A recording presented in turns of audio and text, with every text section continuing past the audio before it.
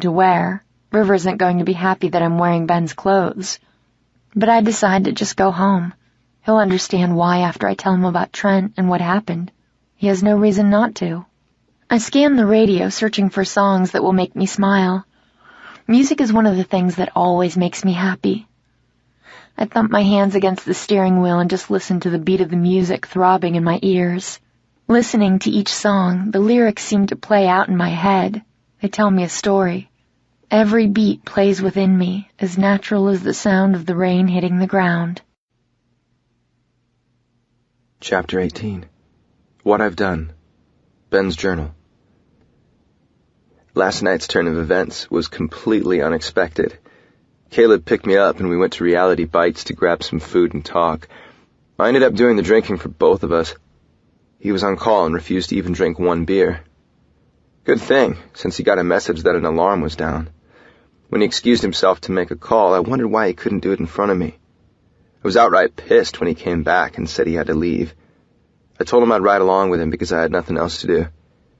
Now I know why he was so hesitant for me to come, and why he said I had to stay in the car. When he pulled through the gates of the hills, it all made sense. I thought he had gotten fired, so I had asked if we were going where I thought we were going. He didn't answer me as he approached a cul-de-sac and parked his car in front of what I assumed to be the fucktard's house. I had no fucking idea that he was actually part of the irresponsibly rich and famous. It had an absurdly long, upward-sloping driveway, a large decorative front door that looked like he was waiting for royalty to visit, and what really got me was the modest landscaping. Doesn't he know she loves flowers? I sat in the car for at least 5 minutes and couldn't take it anymore. I had to at least go look around. I walked up a million steps to get to the fucktard's door. When I spotted the wind chimes, I knew for sure this was where she'd been staying. I heard loud music and people talking, and could tell there was a party going on. Since the door was open, I thought I might be able to steal her away and talk to her without his eyes on me the whole time. I spotted her right away. She looked fucking amazing. She was dressed up, and I really wanted those long legs wrapped around me. When she saw me, the scowl on her face was anything but welcoming. I asked her about the pearl necklace she was wearing. She ignored my question, so I knew Rich Boy must have given it to her. I'm surprised she's with someone who tries to buy her love. When I asked her the one thing that's been bugging the shit out of me, my fucking worst nightmare happened. My dirty little secret was standing next to me and talking to my doll. Doll ran off, and I hadn't even noticed because my mind was engrossed in the vivid memories of all the different ways I had fucked that girl that one night. I only refocused when Spell looked at me. I could have sworn she was looking at me like she got me, like she saw through my bullshit. But then she asked what the fuck I was doing there, and I knew I was just imagining it. Honestly, I'm really fucking tired of that question. Didn't matter anyway, because she didn't stick around long enough for me to answer. She fled like fire out the front door. I followed Doll, and when I opened the door she had slammed, I was surprised to see her hope chest on the other side of the room. I looked at the unmade bed, and when I saw the black thong on the floor, I nearly lost it. I was in their bedroom. Fuck me. When she told me how she knew Sibel, I nearly shit my pants. Of course, she's the prick's sister. It wasn't until I knew she didn't know the entire story that I could finally breathe. Just as I thought I was finally getting somewhere with Doll, the prick came in, looking like he wanted to kill me. All I could do was laugh, wishing I had at least been trying to kiss her when he walked in. I felt an overwhelming urge to remind him who had her first, and shit, he threw a mean right hook. But I just kept on reminding him that she was mine first. Thought I could take him if I pushed a little hard, but when he pinned me up against the wall, I couldn't believe he got me again. Fuck, he's fast. But I knew I was faster. But before I could show him what I really had, Caleb pulled him off of me. When Caleb threw me into his car, he really laid into me. I didn't say a word. I just really didn't give a shit anymore. We didn't talk the rest of the way home, and when we exited at Laguna, I told him to drop me in Anna's attic.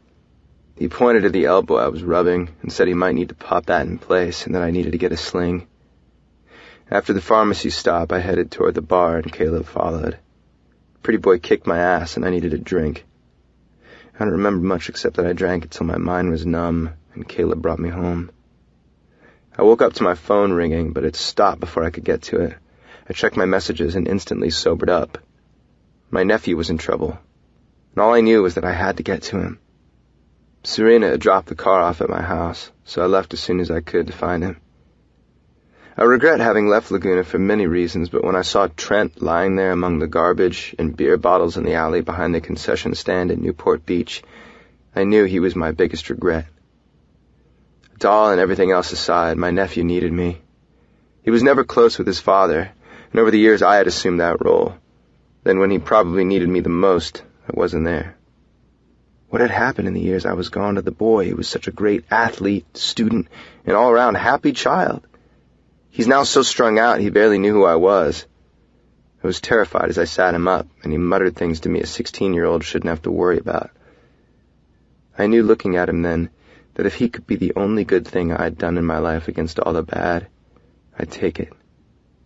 My mind worked fast, and I knew I was the one who could help him get clean. I didn't want to call Serena or Mom. All I had to do was get him to my house. I pulled him to a sitting position, but with only one fucking arm, I couldn't get him to his feet. And then, as if God had heard my confession of sins and was forgiving me, there she was. She was there to help me. I was surprised Doll didn't know about Trent. But then again, the way my sister was acting, I shouldn't have been. She helped me get him home and settled in what used to be our room. I had wanted to get her home and alone, but not under those circumstances. We were both soaking wet, and although I really wanted to strip off her wet clothes, I knew better than to attempt that under the circumstances, and honestly, I wasn't in the mood. So instead I gave her a towel and some dry clothes. Once she changed, she helped me to try to secure a location for Trent, and then we sat down and talked. My plan to skip talking backfired. It felt wrong. I just needed to let her know I wanted her back. It was a relief to get it out, but her rejection was far from what I had expected. I thought she would run and wrap her arms around me, maybe even jump me. After all, I changed my whole life for her. But instead, when I put it out there, she shot me down. She rebuffed my every move. Then after I laid it out and told her that I wanted her, I could see in her eyes she didn't feel the same way. I tried to keep my cool while she was still here.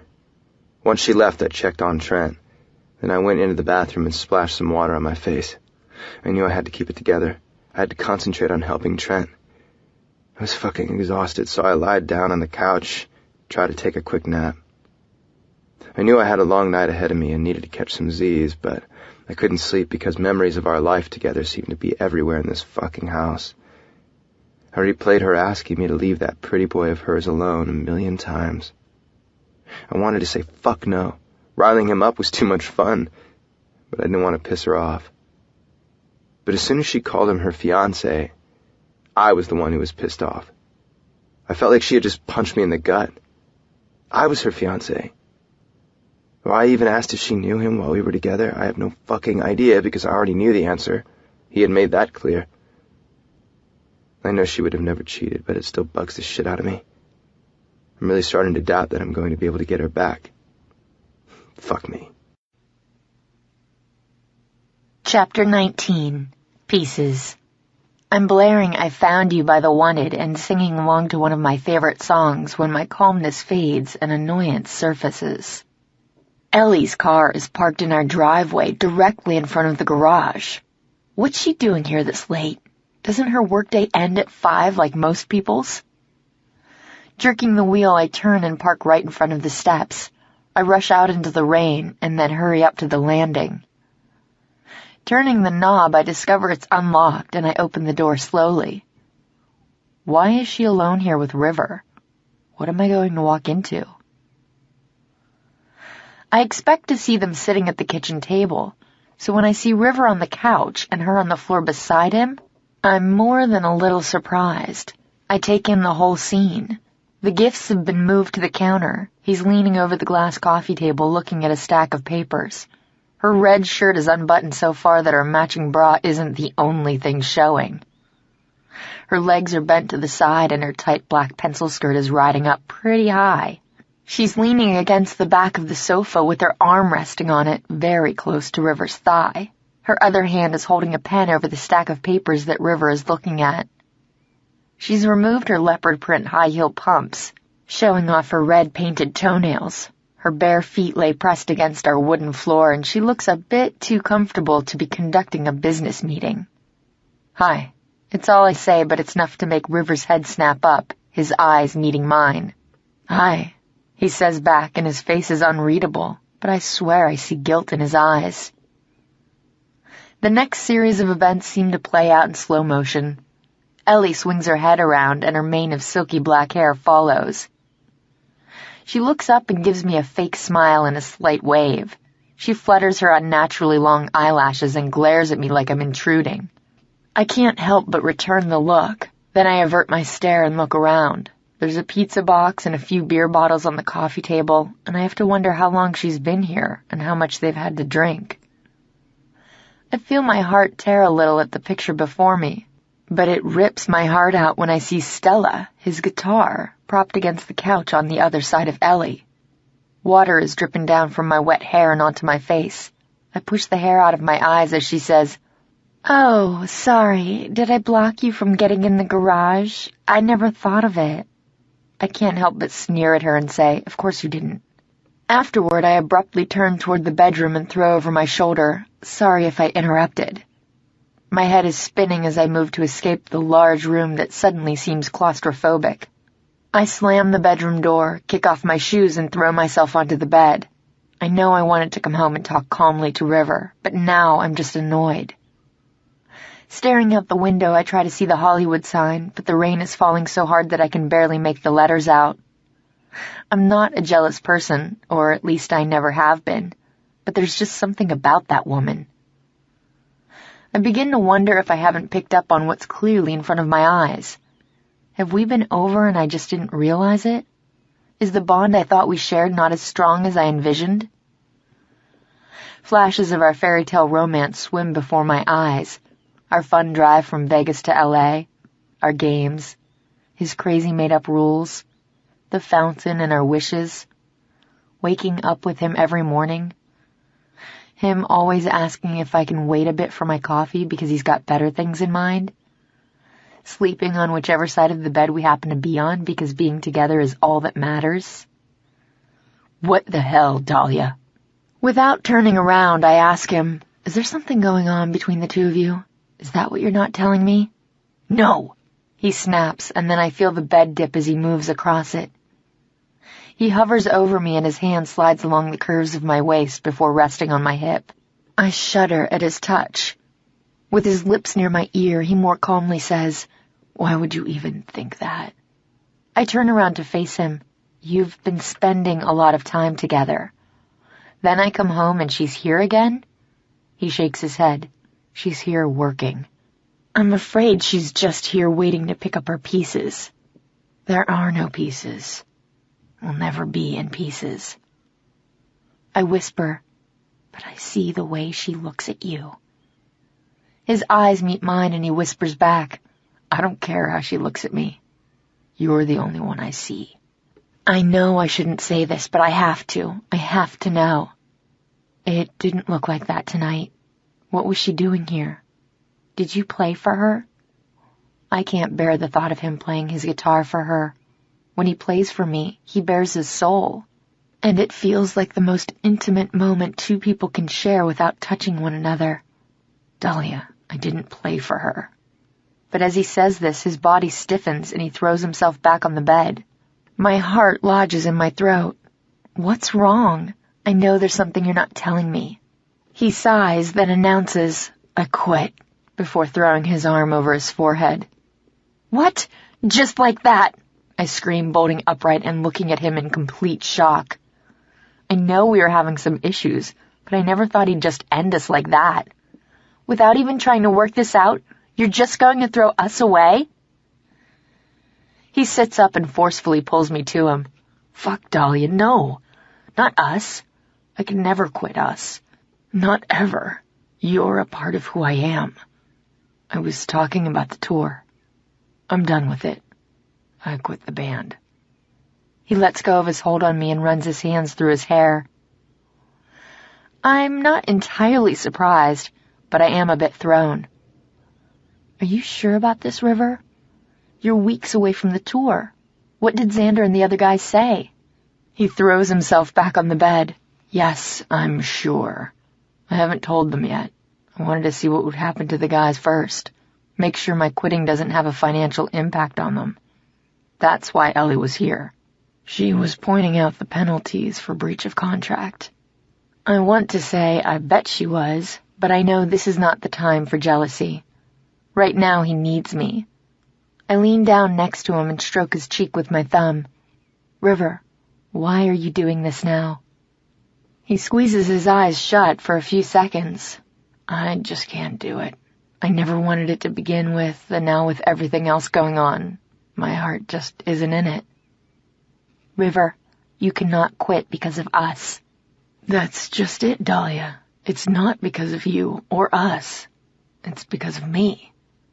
You know I never wanted this. It won't be good for me, and it won't be good for the band if I go through with it. He pulls me closer and our mouths collide. His tongue lightly probes mine, and I realize I have missed his lips. I have missed him. He pulls me on top of him and his hands slide down to my backside, pushing me into him. I get caught up in the moment and then suddenly remember we still need to talk about yesterday. I murmur against his lips, River, we need to talk. He breathes back, I need you right now. I need you too, but I meant what I said yesterday. We can't keep trying to solve our issues with sex. Pulling back, he looks at me. I move to sit beside him and he sits up too. Sighing, he tucks a lock of hair behind my ear. I know we do, beautiful. All I want to do is grab handfuls of his messy hair and pull him back to me. When I look into his eyes, I see the same look I saw when I walked in the door. Guilt. River, we have so much we need to talk about. He nods his head and looks resigned to the discussion. I notice his hands start to twitch when he says, Dahlia, there are just some things that are harder to talk about than others. I know, but we need to have these difficult discussions. You have to know, I just never wanted to have to say anything that might hurt you. When the house phone rings, I jump. I reach to answer it, but he stops me. Let it ring. It might be about Trent, I tell him and grab the receiver. Hello? I answer. Let me talk to River, Xander demands. I cover the receiver and mouth. It's Xander, and he wants to talk to you. He exhales a heavy breath and takes the receiver. What? He's quiet for a few seconds and then frowns. I don't want to talk about it now. Then he turns the phone off and tosses it to the floor. What's going on with Trent? He called me crying this morning. He sounded scared and alone. He said he needed me to come get him in Newport. I tried to wake you up to tell you. He studies me. He lost me. What was he doing in Newport, and why did you have to go get him? River. He's an addict. How do you know that? I know he's not going to like this. When I got to Newport, Ben was already there. He needed help to take Trent back to the house. His mouth sets in a firm line and his eyes narrow. What house, Dahlia? My house in Laguna. Are you fucking kidding me? He says as he stands up. You spent the day with him and you're worried about what Ellie was doing here? It's not the same and you know it. He heads for the door and just before he leaves the room he says, You got that right. I follow him out into the living room.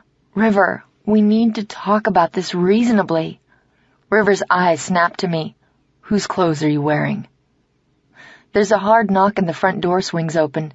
Xander stands there scowling. River ignores him. Pain contorts his features.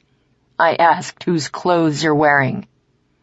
It was raining and I was wet, so I had to change. Xander isn't to be ignored. He walks right over to River and says, I want to talk to you now. Fuck off, Xander. River's voice is low and filled with fury.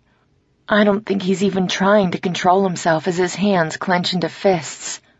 I flinch when Xander grabs River by the shirt and gets right in his face. Listen to me. I said I want to talk to you and it isn't a choice. He seethes. River shoves him away and looks back at me. You're wearing his clothes. Did you let him fuck you? Hey, bro, calm down, Xander says. I gasp in shock that he would say something like that. My voice breaks, but I manage. River, no, of course not. You know there's nothing going on between Ben and me. Let's just sit down and talk about this. I tell him this, suppressing my own temper, trying to remain calm and pretending Xander isn't really here listening to all of this. His voice sounds rough, broken even. He shakes his head just once. I don't want to fucking deal with all this shit anymore. Suddenly, his expression grows dark, almost dangerous. Then before I know what's happening, he kicks the glass table from underneath. The papers that were sitting on it scatter in the air, and the tabletop itself flips over and shatters. The sound is piercing. Without looking at me, he storms out the kitchen and stomps down the stairs. I can hear his engine rev and then his tires squeal. From the front door, I watch as he takes off. I call after him, but he can't hear me. I just stand there frozen. I shiver, and I know it's not because of the chill in the air or lingering rain. In the next moment, Xander is standing behind me. "Muse, did you hear me?" he says in an incredulous tone. I turn around and his eyes snap to mine. "What the fuck is going on?" he demands. All I can do is shake my head. There is so much going on, I'm not even sure what he wants to know. "He's smashing shit and running out. He's not acting like himself. Why?" I swallow. He's mad? He takes a step forward, curling his lip into a sneer. "Ellie just called and told me he quit. How is it I didn't even fucking know he quit? Is it because of you?" I lean back against the open door and try to open my mouth to speak, but the words won't come out. His jaw clenches and his fury seems to overcome him. He slams his fist against the wall. "You have nothing to say. He doesn't answer his phone. He won't talk to me. And you two are going at it again? You're the reason he quit, aren't you?" No, I'm not the reason. He just doesn't. He cuts me off. "Fuck it, I'm done." With a disgusted look, he brushes by me and walks out. "Xander, let me explain," I call out, but he just ignores me. I watch him leave as well, then turn and close the door. A memory suddenly flashes before my eyes. The first time I saw River's gorgeous silhouette across the bar, his intense gaze, our instant connection. Is it gone? Walking into the living room, I pick up his guitar and strum my fingers along the strings. When I look at the glass table now broken into 1,000 tiny pieces, I think, "You were wrong, River. We are in pieces." Chapter 20. Everlong. Faint morning light streams through the window as I slip off our bed and try to call him again. Standing over the nightstand, I clutch the portable phone. My call goes directly to his voicemail, but I don't leave a message. I haven't left any messages because I'm not sure what to say, what will make any of it better. I just think if we could sit down and talk reasonably, we could work it out, or at least I hope we can. As I hang up the phone, I have an urgent need to find something that will bring me some comfort. I peer out the window looking for the sign that's blocked from my view by the heavy rain.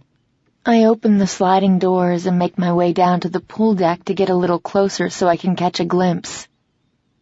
Once I'm standing on the half wall that acts as our railing, I shade my eyes and I see a faint hint of the letter H.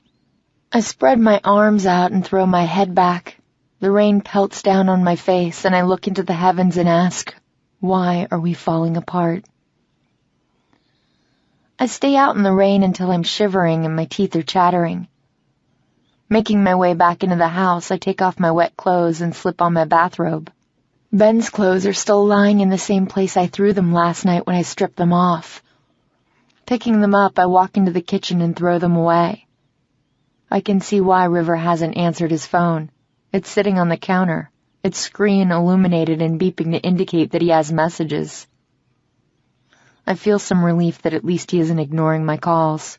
On my way back to our bedroom, I stop in the music room and I sit at the piano that River bought me for Christmas last year. I had told him that my dad had been teaching me to play before he died. Since then, River has taken that role on, and I've perfected many songs. But I am most proud that I've mastered the one my dad was teaching me before tragedy struck, Lullaby by Billy Joel. I sit at the piano for a long while, drawing my fingers across the keys and thinking about our happy times in this room before finally deciding to take a shower. Standing under the hot water, I try to rid myself of the chills that don't want to go away. When I finally get out, I start to get dressed and the phone rings. I dash for it, assuming it is River. Hello? Doll, it's me. I need some help. Ben? How did you get this number? From Caleb. Why, are you not allowed to get calls? What do you need, Ben? I want to go check out one of the centers that have availability for Trent and make sure it's not a shithole. But I can't leave Trent alone. Sure. I'll be there as soon as I can. I say and hang up. I throw on a pair of jeans, select one of my dad's concert t-shirts, and put my boots on because I know River likes them. I can't find my phone.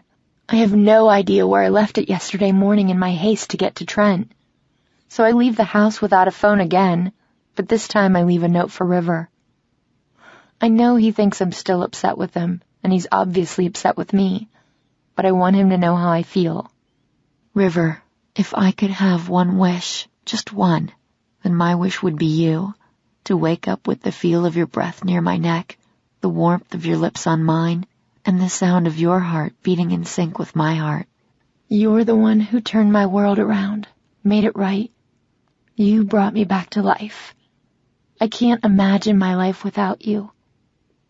I know this past week has been tough for both of us, but I love you more than words can say. I'd never do anything to hurt you, and I know you'd never do anything to hurt me. Reach down deep into your soul. Remember who I am, who we are, and I know you will have no doubts. Just remember, you're my everything. I know we need to talk. I love you more. I love you always. I'm yours, Dahlia. P.S. I hope you know which one is missing. Once I finish and tuck it under his phone, I run to the bedroom and pull out the 6 guitar picks I gave him for Valentine's Day. Placing them on top of the note, I leave all but one and place the one I selected inside my pocket. I also need to tell him I'm going to Ben's to keep an eye on Trent. So I take a Post-it from the drawer and write a quick note that I stick to the refrigerator before leaving. I arrive in Laguna much faster than usual, so I pick up a few items at the grocery store that I know Trent likes, and then go through the Starbucks drive-thru and get coffees. When I get to the house, I step on the front porch and can't help but think it seems so strange to knock. Not just walk into the house that I lived in for so long. I lightly tap on the door, not wanting to wake Trent in case he's sleeping. When there's no answer, I open the door and peek my head inside. Ben? There's no response, so I decide to step inside. I've just set the bags and coffees down in the kitchen and turn to open the refrigerator when he walks in. He's shirtless, his hair is wet, and he's trying to run a belt through the loops of his shorts. His other arm isn't in the sling, it's hanging limply by his side. He looks surprised. Shit, you really did get here fast. I guess you were already awake. Then with an impish grin he says, What, he doesn't have blackout shades? Quickly averting my eyes, I ignore his comment and push the coffee tray toward him. I brought coffee. He steps right into me. Am I making you nervous? You've seen me naked 1,000,000 times, doll. I turn my back to him and start unloading the groceries. Hey, you okay? With irritation setting in, I sigh. Ben, I'm fine. I feel his hands on my hips and his mouth near my ear as he says, No, you're not fine. I know you better than that. I freeze, not expecting his touch. Ben, don't. Ignoring me, he rests his chin on my shoulder as he wraps his arms around my waist, pulling me into him. I'm sorry, doll. I can't help it. I miss you. For a split second, I'm transported back to when we would go days without talking, and this was always his way of apologizing. But when I feel his lips on my neck, I step away and move to put the boxes of cereal in the cabinet. Come on, Dahlia. Don't you miss us? Ben, how many times do I have to say this? You can't put your hands on me anytime you want anymore. What we had was good. That doesn't just go away. I turned to look at him. It was good. But things are different now. I'm not in love with you anymore. I'm in love with River. His discomfort at the sound of River's name is apparent, and his face contorts as he seems to ignore what I just said. He puts his palms out like he's surrendering. Look, I'm sorry. Old habits die hard, he says as he takes one of the coffees from the trays. I take a sip of my coffee and exhale the breath I didn't even realize I was holding as relief washes through me. I've been afraid to really let him touch me for fear of what his touch would do to me. But now I'm more certain than ever. I just don't have any romantic feelings left for him. I'm going to check on Trent. Could you put a shirt on? He nods his head as I walk past him and leave the kitchen. Needing a minute to myself, I stop in the hall bathroom. I close the door and look at myself in the mirror. I really look awful. My eyes are puffy with dark circles beneath them, my hair is a mess, and my face looks tear-stained. I splash cold water on my cheeks and look back in the mirror, glad I finally told him. When I come out, he's waiting for me, leaning against the wall with one hand shoved in his pocket and the other now back in the sling. He says, "Okay, I'm out of here. I shouldn't be too long. But if you need anything, you can call Caleb." Then he turns and leaves. I check on Trent often, but he's sleeping soundly. Sitting on the couch, I look over to Ben's desk and decide to call Ari. I miss her and wonder how long she'll be gone. Hello? Hey, Ari. Dahlia, why are you in Laguna again? Long story. How are you? Feeling like my head is going to spin off. I think I'm just about ready to start looking for a new job. What do you mean? You love your job. Not so much anymore. There's always so much to do and management never listens. I really wish you were here with me.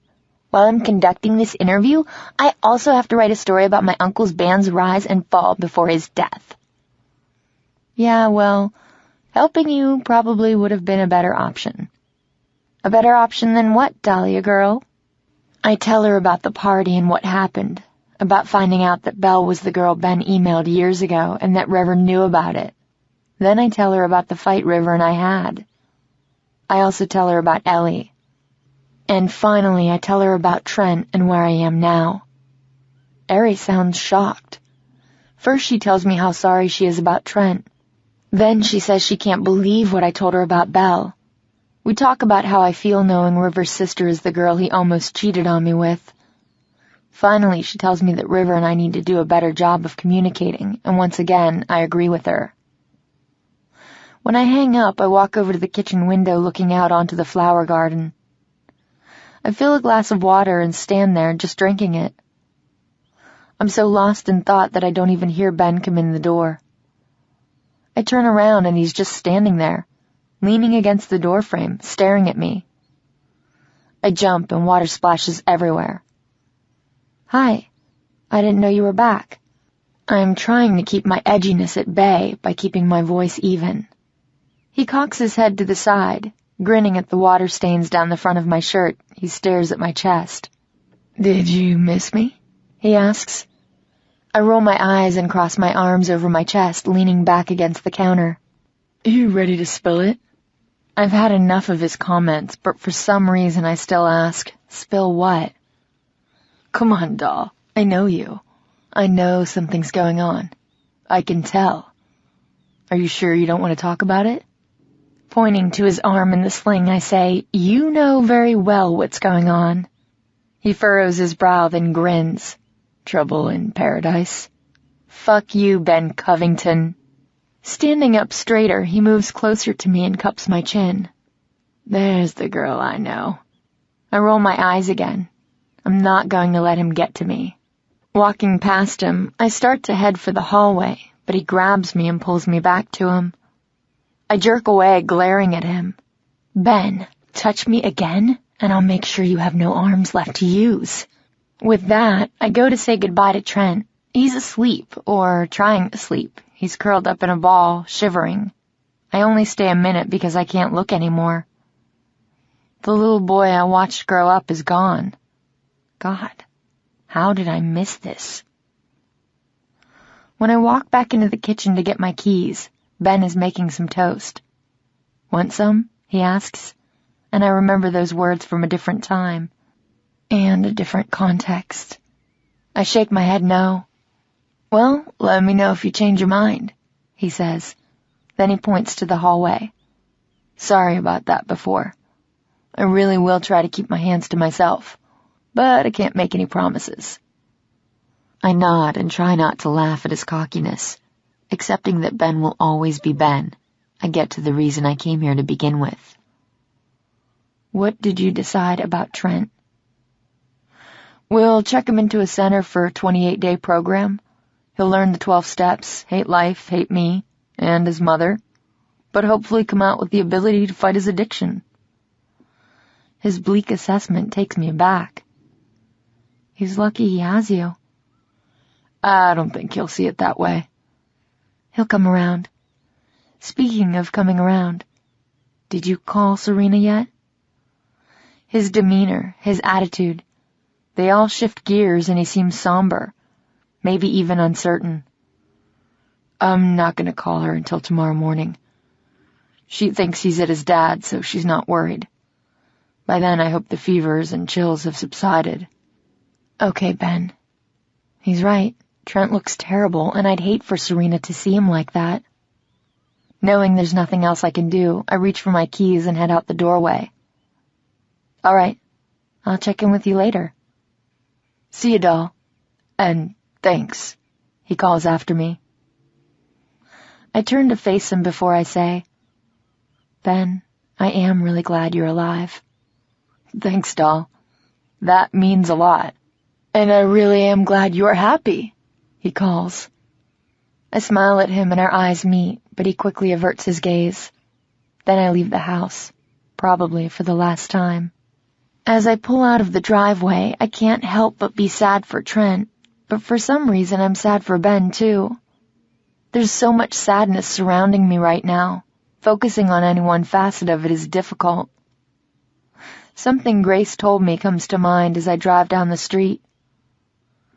There is something beautiful about each and every scar we bear, no matter where it comes from. I will always be here for you. And it hits me, she has been there for me, and I should be there for her too. I've never stopped to think about how Ben actually being alive has impacted her. She had scars too. Regardless of the reasons why I acted the way I did, I should never have walked away from her. I realize this as I drive by the beach and look at the families so effortlessly playing, swimming, and smiling, happy to be together. I have to talk to her and apologize for my behavior. When I reach her house, I open the front door and call out her name. She's sitting at a small desk in the corner of the living room, going through some papers with only the desk reading light on. She looks up from her reading glasses. Dahlia, honey, is everything okay? In a haze of emotion, I run to her and hug her as tight as I can, blurting out, I'm so sorry. Glancing down, I notice documents with Ben's name on them, his death certificate, a life insurance policy, and the coroner's report. Breaking our embrace, she clears her throat and in a small, almost raspy voice says, Dahlia, you are not the one who needs to apologize. I'm the one who should be saying, I'm sorry. She sets her glasses on the desk. Come on, let's sit down over here and talk. Walking over to the couch, I can't help but think how much this room feels like home to me. How all I want to do is sit here and just be near this woman who has been like a mother to me for my whole adult life. My intention was to come here and apologize to her, but now all I want is the comfort she has always brought me. I try to disagree, but as she tucks a piece of hair behind my ear, she keeps talking. Sweetheart, listen to me. All I wanted for you was to try to understand why he did what he did. See if you could forgive him. I take a deep breath and start from the beginning. Grace, I understand that now. And I have talked to him. I tell her everything that happened since his return. How I feel like walls keep going up between all of us, and we were all being torn apart. We talk for over an hour. She interjects and gives me advice every now and then, but she mostly listens. She tells me that when people love each other, telling them things they know will hurt them isn't always easy. I can tell she's also talking about herself. When I'm all talked out, she explains her feelings to me. All I want is for Ben and you to be happy. But I know that doesn't mean together. I know you're happy with River. It's just that I'm concerned for Ben. He's lost, and the life he knew is gone. I just thought the reason he hasn't made any decisions on what to do with his life is because he still thinks you may go back to him. That's the only reason I wanted you to forgive him, so he could see there was only friendship left. She pauses to catch my eye. And Dahlia, he called me a bit ago, and he now understands. She doesn't elaborate, but I know what she means. She smiles a small smile and releases my hand. My heart breaks a little for the love Ben and I once shared, but that love is gone. I can't bring it back, nor do I want to.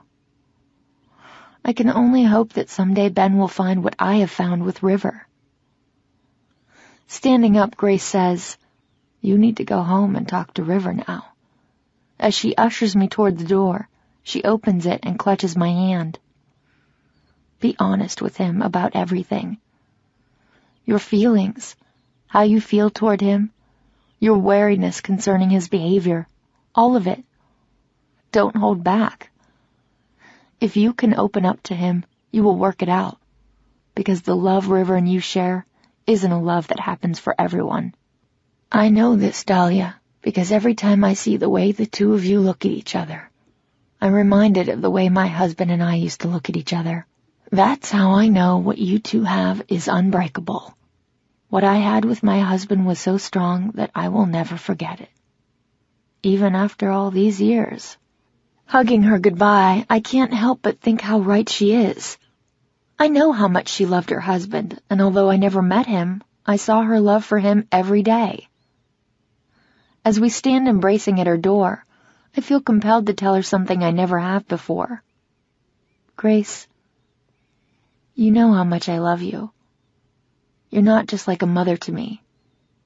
You've been my mother. Her chin trembles, and with the smallest of nods, she hugs me even tighter. Dahlia, I love you so much, and thank you for that. When we pull away, I look more closely at her. She looks so worn out. I notice dark bluish circles under her normally sparkling eyes. Grace, please don't worry so much. Ben will work everything out. I know he will. He's tough and resilient. He will be fine. I hope so, Dahlia. I hope so. Now go home and talk to River, she says as she motions me down the steps and into the rain. Then she calls out, Dahlia, honey, where's your umbrella? I have to laugh because she knows I can never find any of my umbrellas. As I get in my car, I watch her standing in the doorway through my rearview mirror. I open my window and call out one last time. Thank you, Grace. Love you. She blows me a kiss and waves goodbye, then wraps her arms around herself and goes into the house. I'm so happy we talked and everything is back to how it's always been. Serena pulls into the driveway as I'm pulling out, and she honks her horn repeatedly at me. Putting my car in park, I open the window. She hurries over, the rain soaking her clothes. She looks furious. Who the hell do you think you are, keeping something like that from me? She says, trembling with anger. I know she's talking about Trent, but don't know what to say. Serena, I'm sorry. She leans down into the window, her fists clenched and her eyes flashing with anger. How could you, of all people, not tell me? I thought you believed in telling the truth." With that, she storms off toward the house. I get out of the car and run after her. "Serena, I do. Let me explain." "No, Dahlia, you don't get to explain. Just remember, I'm his mother," she says, slamming the front door in my face. I stand there trying to figure out if I should go into the house or not. She's so mad, but I can't blame her. She had a right to know. I decide it's best to not try to talk to her right now. I'm sure she wants to talk to Grace about Trent, and I'm not sure anything I say will make a difference in her state of mind. Driving off, I once again find myself heading back to LA. So much has happened in the last 24 hours since I made this same trip home, yet it seems so little has changed. Well, Grace and I made up. It feels right that we were able to put our issues behind us. Ben and I seem to have come to an understanding. We may even eventually be able to be friends. He's back, but our lives will remain separate, and I think he has accepted that. Then there's the bad. Serena is not talking to me, and neither is Xander. Then there's the unchanged. River and I haven't talked all day. He never came home last night, and I'm not sure what's going to happen when I get home. As I think through all of this, I can't help but notice the damp chill in the air and the steel-gray color of the sky. Chapter 21. All In. As I pull into the driveway, I glare at Ellie's car parked in the same place it was yesterday. I take a deep breath and blow it out. I just can't deal with her right now, so I decide it's best not to go in. I want to talk to River and try to get past all this, but I know seeing her again will just enrage me. I just can't stop thinking about the look of betrayal on Serena's face. The same look I know I had a few times in the past week. I decide I should probably go see Belle and make sure she knows I'm not upset with her. I haven't had a chance to call her, and hopefully by the time I come back, Ellie will be gone. River's mom lives less than 5 miles from our house. When I arrive at the large 2-story house, I ring the doorbell. As I wait, I keep my eyes fixed on the large metal door knocker. I know Charlotte's at work, but I can't stop from wondering if she knows about Belle and Ben. I'm sure she does. Belle tells her everything. I'm suddenly nervous and my heart starts pounding. When Brigitte answers the door, I jump, suddenly feeling more nervous as she greets me. "Hi, Dahlia, come in. What a nice surprise." The longtime housekeeper is more like a part of their family. The short, elegant French woman has her curly brown hair pinned up and is wearing a white shirt and black pants, looking the same she does every time I see her. "Hi, Brigitte, how are you?" "Fantastique," she says with a heavy French accent. Her enthusiasm makes me smile. "Dahlia!" I hear and look up the staircase to the balcony. There stands Belle. She could be River's twin, with her light copper-brown colored hair pulled back in a ponytail, wearing a USC sweatshirt that must be Xander's, a pair of jeans, and chewing her bottom lip. She rushes down the stairs. "I've been calling you. I thought you were mad at me." "Excuse me, ladies, I'll let you two talk," Brigitte says as she makes her way toward the kitchen. Then she turns around and looks at Belle. Shooting her a wink, she says, "See, missy, I told you she wouldn't be mad at you." Belle smiles and said, "You're always right, Brigitte. If you need anything, let me know, girls." Brigitte says and leaves the room. "Belle, I'm not mad at you. It's just—" I shake my head. "I didn't even know your name was Spell." "It's not. I spent my freshman year in France with my aunt, and everyone there called me Spell. When I came back to the States, I thought it would be fun to keep my French name, so I told everyone at USC to call me that." "Okay, that makes sense, I guess." She cuts me off as she pulls me through the kitchen and into the large family room. Before we have a chance to sit down, Belle asks, "Why haven't you called me back then?" I can't help but notice her vibrant green eyes are teary. "I'm sorry, Belle. I didn't know you called. I haven't been able to find my phone." She rolls her eyes and then shakes her head as she settles into the mirror image of the chair I am sitting in. What a surprise. You could have called the house phone. Shit, I always forget about landlines. It's just I called you, I called River, I even called Xander, and none of you answered. I'm sorry, Belle, I say and shrug my shoulders, not wanting to be the one to explain the tour fiasco to her. Dahlia, I'm so sorry. I didn't know my Ben was your Ben. I was immature back then, and I didn't respect other people's relationships. When I met Ben at the initiation party, I just had to have him. Nothing else mattered. I didn't know he had a girlfriend at first, and even though he told me, that didn't stop me. I tried to get his attention at every party. And finally, one night when he was really drunk, I got it. I didn't miss the way she said his name, like she knew him. I should have been more prepared for this moment, but what did she mean? Her Ben had to have him. Just went for it. I avert my eyes from her and momentarily stare at the collage of family photos on the wall. Xander, River, and Belle in front of the Eiffel Tower with Charlotte and her sister on each end, the 3 kids sitting down for a picnic, and a young River on stage with his guitar. A million questions run through my head as she continues to talk. Dahlia, hey, are you okay? You said you weren't mad. I blink my eyes and try to refocus. Wait a minute, I'm confused. You need to start from the beginning. Sorry, I assumed River told you everything. I shake my head without speaking. I just thought, I don't know. Maybe not. Knowing River, I guess not. He didn't say much. Go on. She blinks, watching me closely. God, Dahlia, I'm sorry. Belle, just tell me. I manage. It feels like my throat is closing up and my voice comes out as a squeak. She squirms a little in her chair and looks away. I only knew Ben for the 2-month period before I left school. After the accident, I never went back. And even though my time with him was short-lived, it had a long-term impact. You mean long-term because of the accident?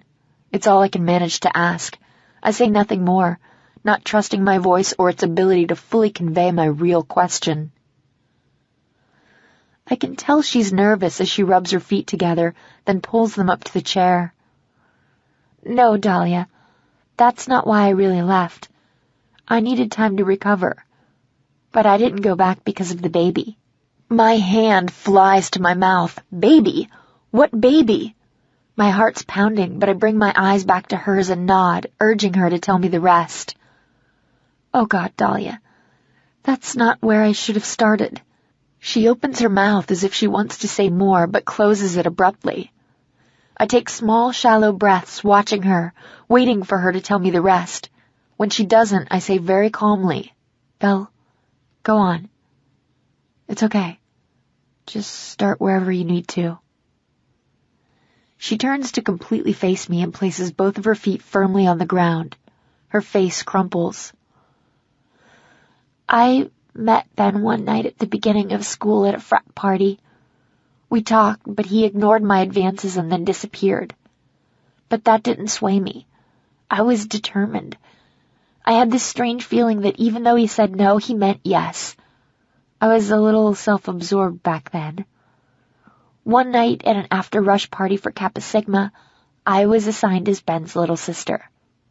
Well, I begged the committee to be his little sister. That night I took care of keeping the alcohol flowing for him and the new prospective pledges he was overseeing. We were all pretty drunk by the time he sent the pledges on a scavenger hunt to find a pair of pink lace panties. She pauses as if stopping again to assess my reaction. I have none. I'm weighing the cold bare facts of what she's saying and know what's coming. She adjusts her ponytail and I try to calm my stomach. It feels like it's leapt up into my throat. I'm feeling anxious and just want her to get it out. Please remember, I was young and immature, and I'm not proud of how I acted, she says, and once again, all I can do is nod. Once the pledges went off on their hunt, I came on to him again. And just like all the other times, he refused. I promise he did.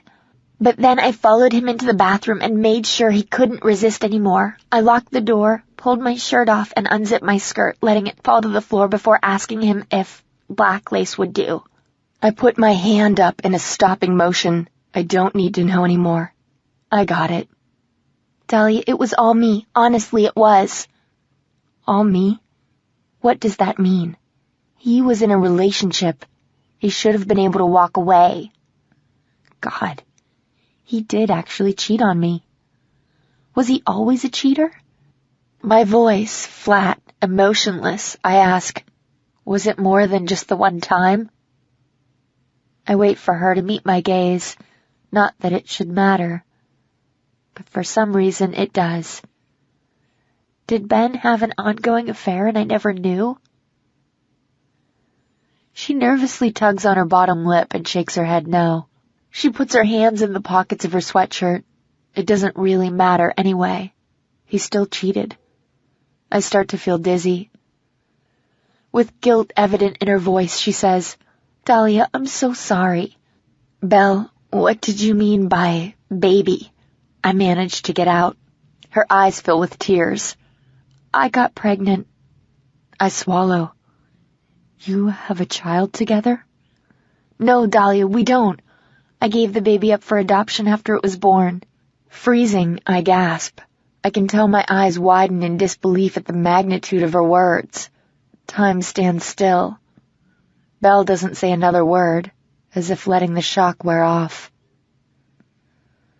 Finally, I manage to mutter, Did Ben know? I brace myself for the answer. She pauses and with a sad expression says, No, he never knew.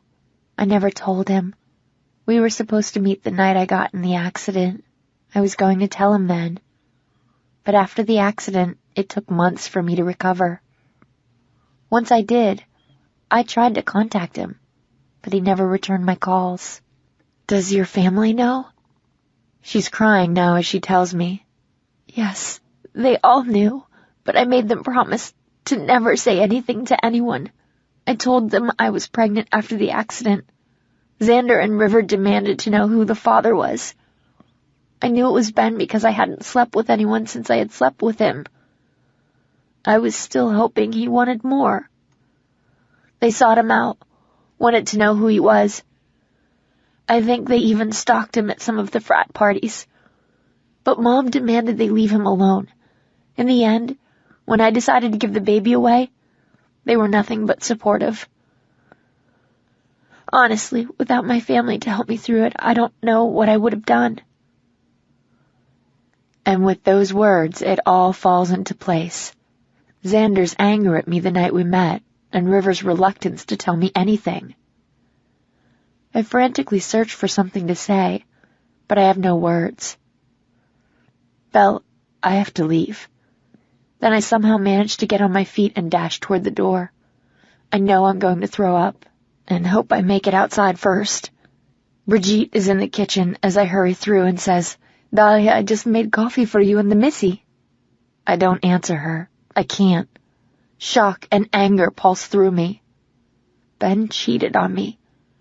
I always trusted him and believed him. He's nothing but a fucking liar. Chapter 22, 6 Degrees of Separation.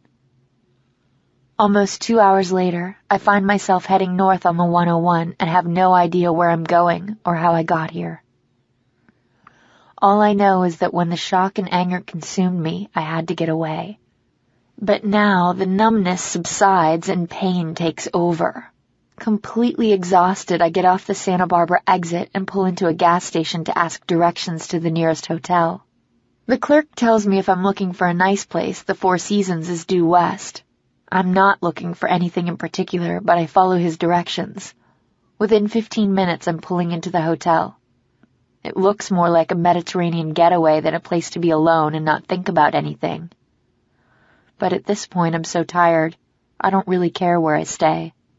Walking into the lobby, I immediately notice its grandeur. I go to check in without any luggage, and the front desk assistant tells me they only have premier rooms available. I hand her my credit card and tell her that's fine. When she asks me how many nights, all I can tell her is that I don't know. She smiles at me and says they can't guarantee availability any night other than tonight if I don't commit.